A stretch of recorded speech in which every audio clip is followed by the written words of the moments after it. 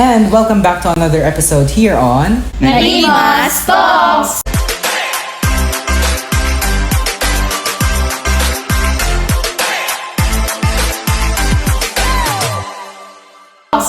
Your UC Peeps Barkada is here to talk about something important. Something exciting? timely, new, emotional, and of course, something that we can relate to. But before anything else, let's try to assess ourselves muna kung saan tayo nakaupo. Like, are you guys comfortable now kung saan pa lang kayo nakaupo? Yeah, I think I am. I think comfortable naman ako. I would say yes for me. Yeah. Same here actually. I'm pretty comfy in here. But how about in life? Are you guys comfortable enough in your life right now? Who wants to start? I'll go first. For me, right now, I think I'm not. For me, same. Not really. Okay. I think I could for me. I'm actually okay in my current life, but there's lot of like parang I still struggle, but I think I could fit in. Like I could solve them. But yeah, you? For me, sakto lang. For me naman, I guess I could say that I'm at the point where I'm also comfortable. Kasi di ba comfort naman is constant. It comes and goes naman. So since like we have to have the same ground para ma-define natin kung ano ba yung comfort zone. Pero before tayo mag-proceed sa topic, ano bang definition nyo of your own comfort zone? Let's start with you, Mr. Christopher. Phrase? Yeah, it can be a phrase or word. For me, comfort defines peace. Everything starts with peace. Can it be like one word or? Comfy for me is like ice cream because I love ice cream actually. Yeah. Me, kapag nakaka-feel ako ng safe. Ganon. Safeness, yeah. For me, pwede siyang place, pwede rin siyang food, like sinabi nga ni Anthony. Pero more of like, yung sinabi nga ni Tope, na safe ka and hindi ka nababother sa kung ano man yung nasa paligid. For me naman, like what Miss Christopher said na yung nagagawa ko yung mga gusto ko with peace. Yung wala akong parang iniisip na iba. So from those descriptions, do you think you grew up from your old self? Or you actually stepped out of your comfort zone? Or are you still in that shell na kung nasaan ka dati? Can I go first? Yeah, sure. I think for me, I cannot define kung nag-grow ba ako ever since I'm young, parang I step out, parang nag-step out ako agad sa comfort zone ko. Parang bata pa lang ako, nasa labas na ako, alam ko na agad yung mga ganyan. Parang maaga akong nag-mature, so right now, I don't know where I am. Kung nag-mature na ba ako, may nagbago ba? I think sa akin naman, for me naman, masasabi kong nag-out na ako sa comfort zone. So, paano ko siya nasabi? Kasi, maaga akong lumabas sa place ko, like, naging independent. Pero, hindi ko rin siya masasabi na fully na lumabas na ako sa shell ko. So, yun. I think same kay Lorraine because I think I can see myself. I grew a bit because when I was in high school, I'm actually quite shy. But now I'm in college, I'm like I was always strived for growth. So I can always say that. So, you discovered a new form of yourself dito sa college? Yeah. Like new episode, new life, new plot. Like New love. no, not love yet. No love yet. Yeah. Ako na ba muna? For me naman, if I were to relate on what Anthony said about yung new episodes, I think I could also relate with that kasi every time naman that we have our own episodes, it's not something that defines one thing for me in a sense na parang comfortable ako this episode, next episode comfortable pa rin ako. So for me, it's kind of like a cycle na comfortable ka ngayon, bukas hindi. So that piece that I defined na parang comfort zone ko is parang constantly hinahabol ko yung piece na yon. Like for one thing, For, say, bukas, hawak mo yung piece, then bukas makalawa, hindi mo na naman So hawak. it's not constant. Yes. Okay. Yeah. How about you, Miss Julia? For me naman, I think nakalabas na din ako kasi from my old self, ibang-iba na ako ngayon. Start na nag-college, like, mas lumala yung ugali ko, tsara. Understandable. I mean, that doesn't mean na lumala yung ugali. Is it a negative thing for you or is it a positive thing? Half. Kasi mayroon mga side na na-affect siya ng negative, tapos minsan positive naman na nag-iba ako. Kasi back then, like, super mahihain ako ganon. Tapos, yung negative is, mas ano ko sa ACADS ko ngayon. Ganon. But going back to dun sa comfort, dun ba sa negative thing na yun, do you think nakakahanap ka pa rin ba ng comfort? Kasi di ba parang when you say negative, it's already has a bad notion sa mga tao. Pero at some point, to some people like you, is it still comfortable to stay in those habits? Yeah, lalo na yung sa negative side na nag-stay ka mag-isa, pero somehow nakaka-find ka ng comfort na mag-isa. Ano. Actually, that's din naman eh. That's What's true. more important. Kahit na you go through change, it doesn't mean that when your self changes from one thing to another is that hindi na siya comfort. There are things kasi, katulad ng sinabi ni Julian, na kahit meron yung changes na mag-isa siya, no, meron pa rin yung comfort or yung peace kahit andun ka sa point na nagbago ka. Maybe kasi when we assess it to ourselves, sa atin comfort yun, sa atin yun yung change na parang makakakuha tayo ng peace. Pero sa ibang tao, sa mata ng ibang tao, as you said, merong negative notion yung change. I think that's also another hard answer to question. Kasi parang, kapag ba nagbago ka, are you changing ba for yourself? Or are you changing really for the perspective of other people? Tapos, di ba when you change yourself kasi parang you're figuring out kung nasaan ka ba, kung para saan ka ba, kung ano ba yung pupuntahan mo. So, Kung tama ba yung tinatahak mo? yeah. Kung ano ba talaga yung purpose mo dun sa kung bakit ka. I actually read this quote sa TikTok or sa social media. Yung sabi niya, it's not a thing na you already figure it out. Parang the beauty of life is finding yourself growing up as you go on sa life.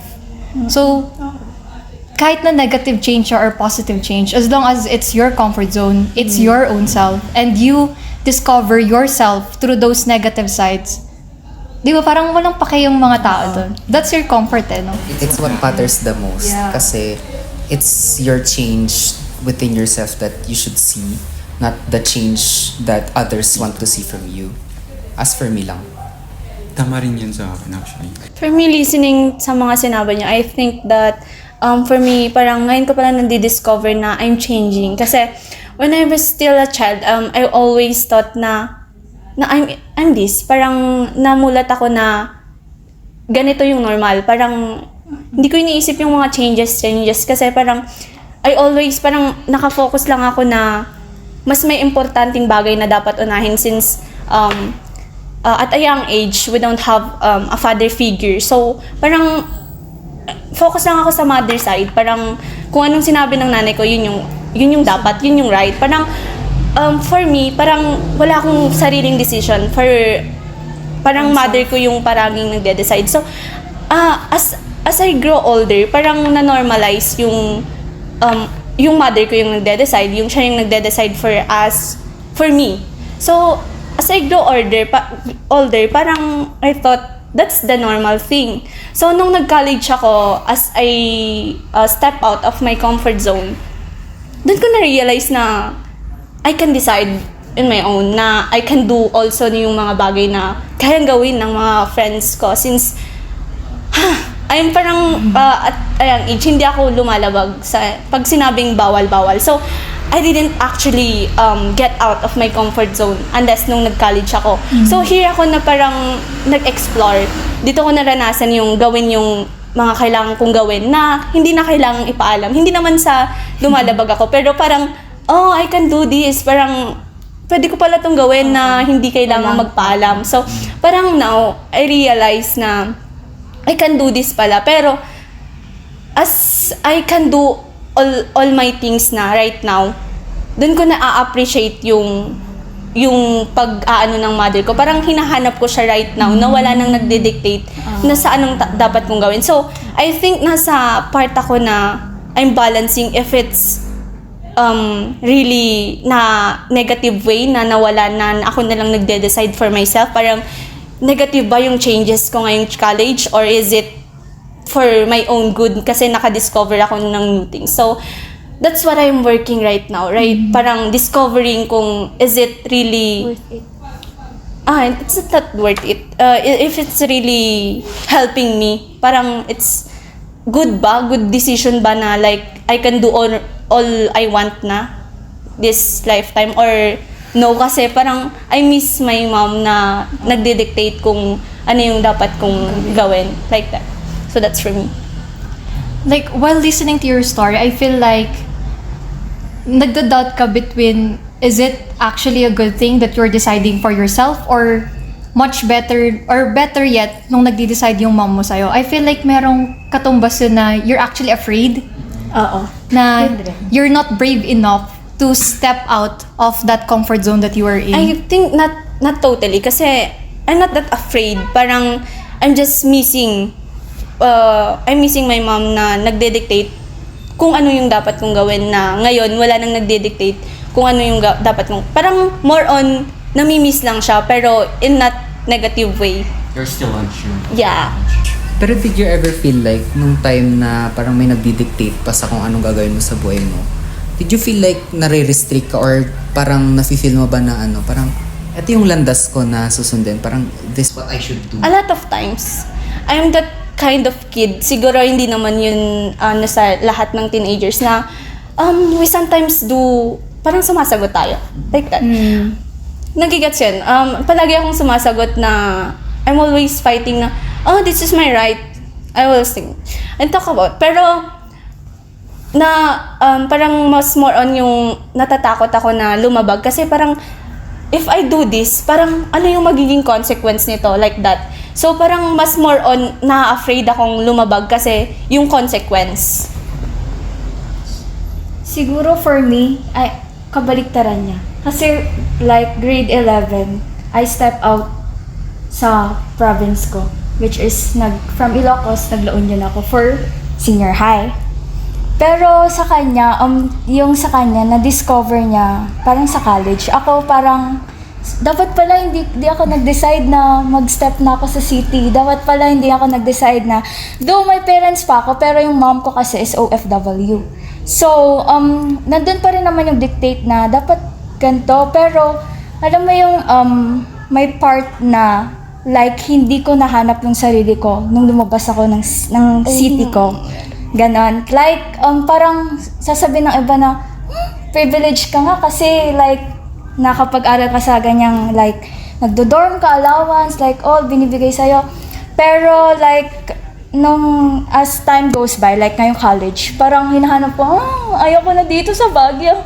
Gusto ko umuwi, gusto ko yung family ko. So super family-oriented kasi ako.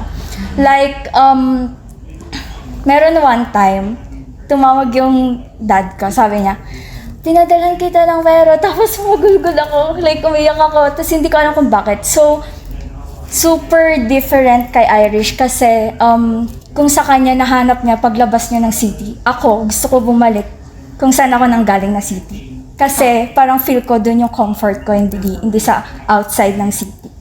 So yun, kaya minsan nahihirapan rin ako mag-open up kasi as an only child rin, wala rin akong, though nasasabi ko naman sa family, pero iba pa rin talaga yung perspective ng friends, like ng kapatid, like yun sa akin. So parang for your case, like stepping out of your comfort zone, entering the city, parang it's not a good choice. It was never a good choice for you. So, then I realized there, parang not all journeys pala, no, bearable. Kahit when we say that we're trying to really break our shells and then trying to step out of our comfort zones and like finding new boundaries, there are times pala na we cannot parang handle those changes katulad nung kanya. Though hindi naman to the point na hindi ma-handle na parang babalik na talaga, but yung phase ng paninibago ba kumbaga, parang sometimes kapag naninibago kasi tayo, we feel like we cannot resist the change. Or wrong. We're trying to resist the change. Pero I guess it's really just something that it's inevitable or unavoidable at the end of the day. Pero maybe that journey, that was not really meant for you, stepping out of your comfort zone, pwede mo naman sigurong i-redirect yun to parang have another journey to redirect yourself again. Actually, tama yun. I can also relate to Lorraine. Like, actually, my comfort zone is my hometown, may Ifugao. Like, Ifugao. Kasi, when I was always feel like kapag nai-stress ako, kapag minsan, bigla na lang ako umuwi doon. Kasi di ba nung last first year natin, di ba mayroon tayong 1 week na ODL. Actually, kapag nai-stress ako doon, umuwi ako sa amin. Tapos ngayong SEM, meron yung umuwi ako doon sa Ifugao kasi like, feel ko talaga medyo na-stress na ako dito sa Baguio. Like, lagi na lang, ay, ang daming gagawin. Like, I could say na kailangan kong mag-break kasi like, doon, I always take myself na like, parang masama yata yung ginagawa ko. Like, hindi ko dapat tinatakbuhan yung mga problema ko. Kasi, kapag may problem ako, I always go to our hometown. Tas, doon na lang ako lagi. Tas, kasi it's a good thing rin doon na wala kasing wifi. Kaya, kapag mayroong nagchat-chat sa akin, di ko na pinapansin. And that's what I realized. Like, when I always try to avoid the problem, minsan like hindi ko na nilalabas yung sarili ko. So I think it's always a good thing na hindi talaga natin i-resist yung change. Like sabi nga ni Christopher, it always need like kung hindi man natin masolusyonan, we can always find like a good ways, parang ganon.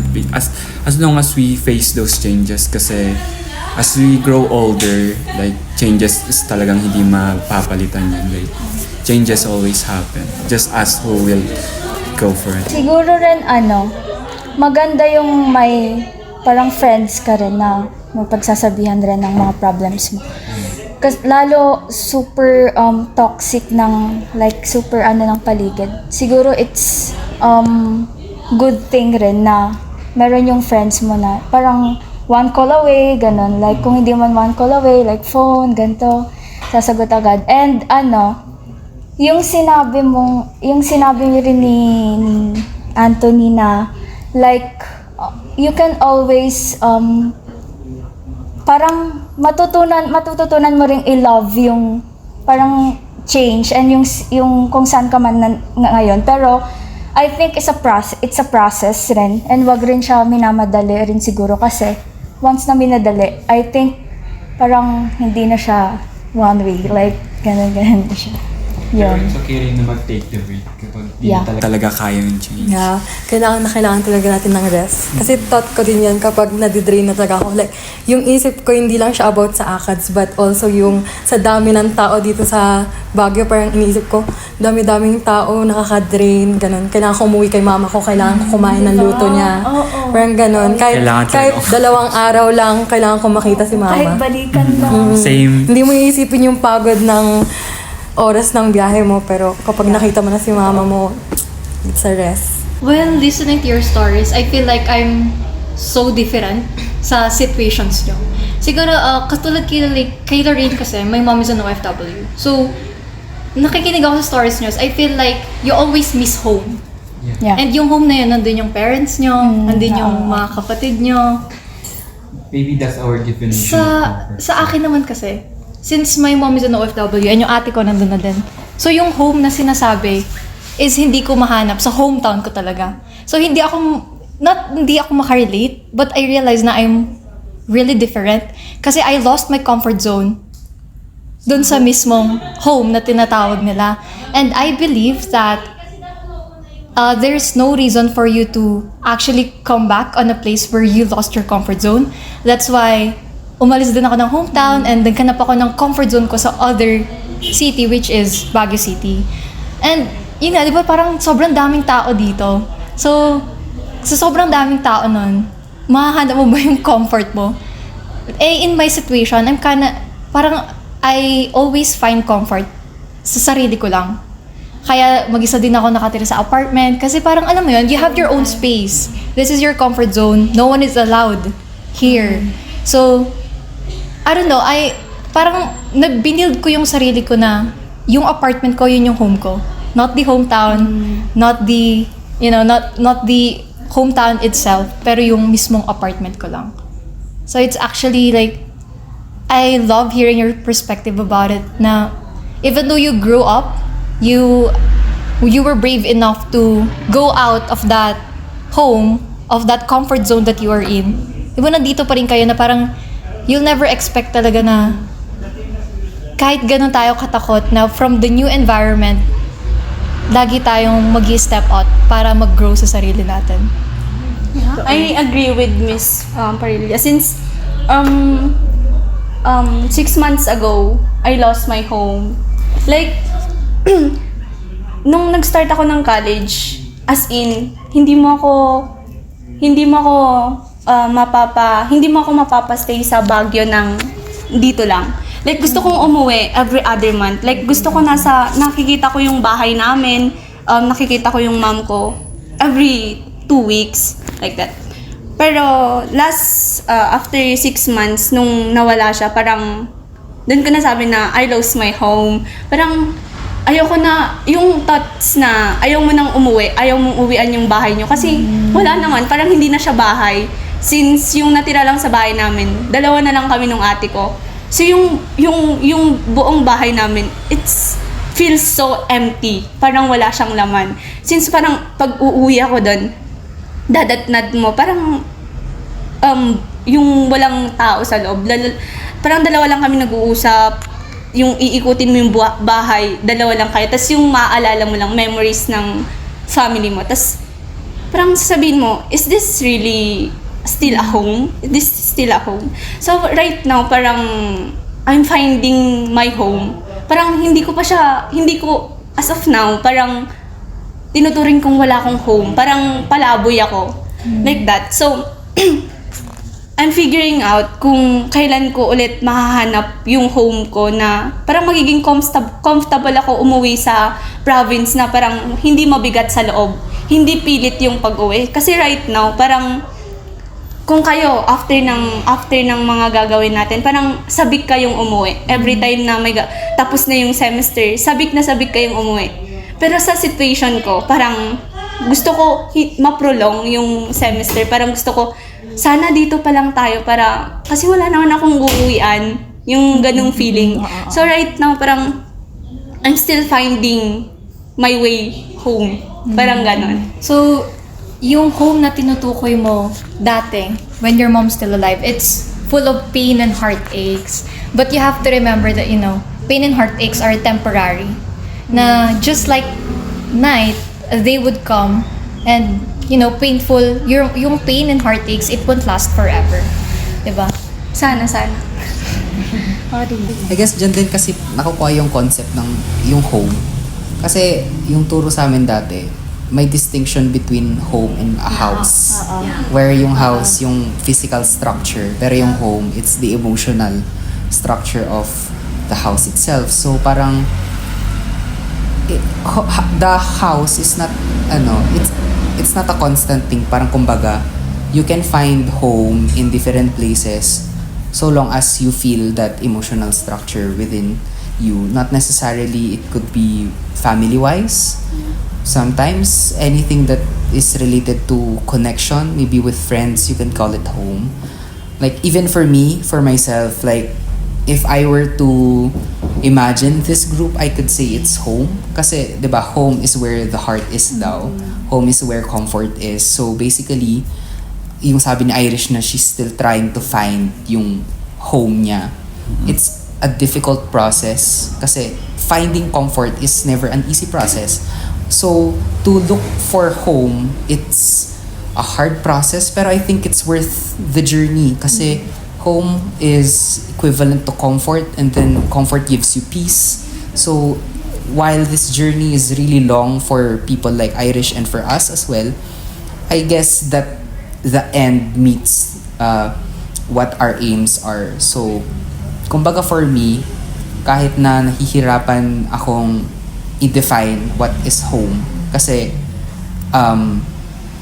dun sa province, mag-isa ko lang naman sa bahay with my dogs. home basically defines anything for me that is comfortable, anything that has, or anything that makes me happy. So parang kumbaga, even if for me, hindi ko naman kailangang umuwi sa province to look for comfort. It could be anywhere so long as, again, it makes you feel something. Yeah, it's true. So, what can you say about, or anong mabibigay nating advice or what message can we give to the people about stepping out of their comfort zone or yung solace nga na sinasabi natin, di ba? If I'm gonna start with that, I could say number one is to never really resist change. Kasi kahit ngayon, even if we're saying na comfortable tayo ngayon kung nasan, kahit ngayon pa lang, kung comfortable ako ngayon, saan ako nakaupo, mamaya pag uwi ko sa boarding upuan ko, doon hindi comfortable. So, it's a constant thing na kailangan mong mag-adjust sa mga bagay-bagay.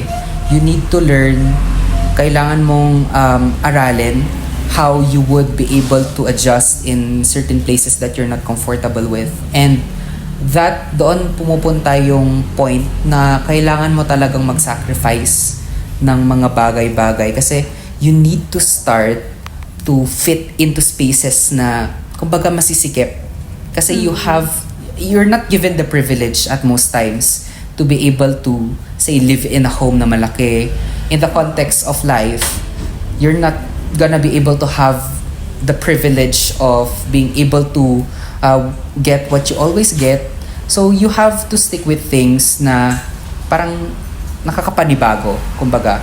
Kasi change comes not only in life, it comes in many forms. Kumbaga, kung dito sa transient na to comfortable pag uwi ko sa boarding, ang sikip ng kwarto. So, you just have to fit in, you have to be optimistic about it, wag magreklamo, kasi change is something we cannot control. So, that's for me.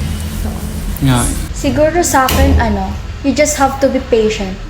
Parang hindi siya minamadali kasi hindi naman like bigla-bigla na lang bibigay na may na, ito yung home ko. Tapos yung pala hindi. Like yung kagaya ngayon sa experience ko. Siguro patient in a sense na siguro rin you just have to be grateful kung ano muna yung meron ngayon. Kesa yung parang padalos-dalos ka na, ay hindi, dapat ito muna bago to. Dapat iyon muna bago to. Ganon. Tapos dun sa, pag naging patient ka na, I think, dun mo muna mahanap yung sinasabi nga ni Topenahon. And siguro rin, tong generation kasi natin, kailangan meron agad eh. Dapat meron agad to, Parang yun, instant. Yeah, yun, instant. Doon in a sense na like yung sa patient na yon, doon mo siya madi-discover. And yun nga, it's a process na hindi mo dapat minabadala and madi-discover mo siya as time goes by rin. Yun. Okay. Sa akin, for me naman, embrace the changes and feel the pain. Kasi as you embrace the changes, parang natututo kang mag-look forward, parang mag-move forward. Tapos as you embrace the pain or you feel the pain, parang natututo ka sa pain eh. Parang yung pain yung nagpapamove sa'yo para magbago, i-accept yung changes, parang ganun. So, for me, talagang i-embrace mo muna kung ano yung meron ka ngayon, live with it and feel the pain. Para as times goes by, parang nag-heal ka na kasi na-pain mo na yung na-feel mo na yung pain. Yeah. I think for me, you just need to understand those changes and parang kay Irish, you need to learn how to embrace those changes. Like, for example, kung ako nung high school kasi medyo pabigat ako actually. Like, alam mo. Actually, In what context? iniisip ko yung nung high school ko, like, sabi ko, like, it's my last day in here in high school. Like, why do I need to join these things? Ganun. So I was like trying to slack off. But when I was in college, I was pushed na, no, like, you need to strive, you need to study more. Like, if you need to understand those changes, like, oo nga, kailangan ko umuwi para magganto. Hindi ako pupunta sa lugar na to kasi kailangan umuwi para magbasa. If you understand those changes and you learn to embrace those changes, you will find like a good way to make those changes in a more positive way.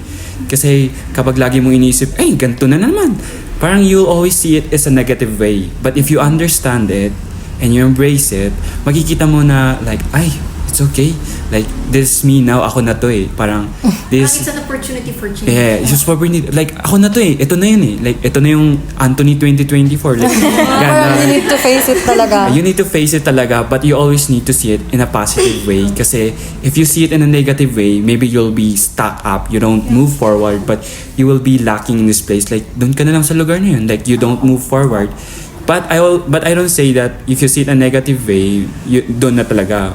Sometimes yun nga, pain also like give you some lessons, but most of the time, please wag nating, like, we stay on the positive, like wag nating tignan sa negative way yung mga changes, but in a positive way, kasi doon pa lang we're starting to learn those changes. Siguro papasok din dun yung wag ka masyadong harsh sa sarili mo. Yeah, totoo.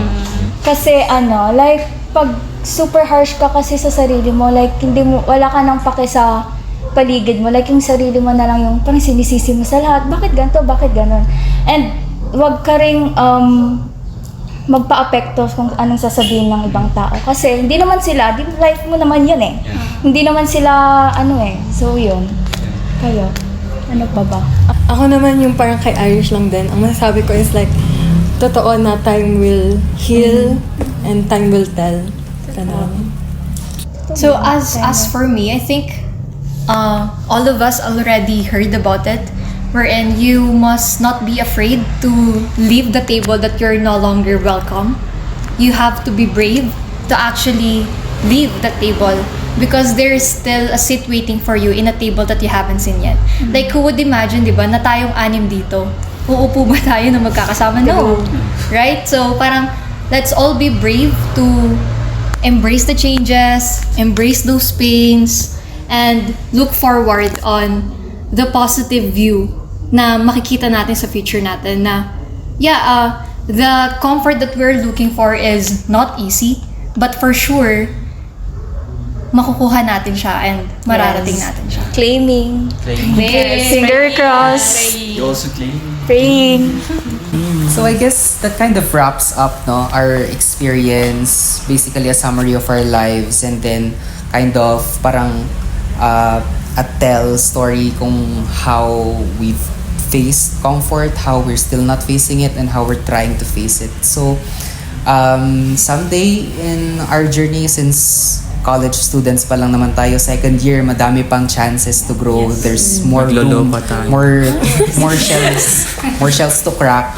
I hope it's manifested then that we apply those solutions that we gave to ourselves and definitely be able to find that table that we belong in and that comfort that we really need to fit into. So I think it wraps up.